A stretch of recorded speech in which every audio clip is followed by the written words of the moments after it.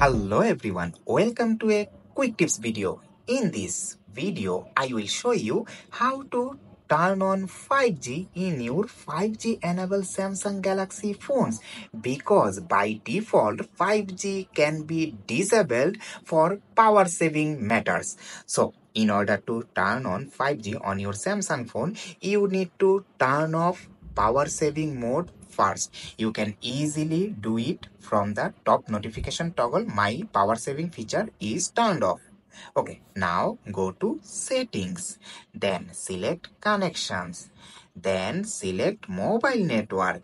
Here in network mode, by default, this is LTE, 3G and 2G. Now, obviously, you need to select 5G option. Yes, your 5G network connectivity is now turned on. Thank you so much for watching. If you like this video, then please give it a thumbs up and subscribe to my channel for more quick tips.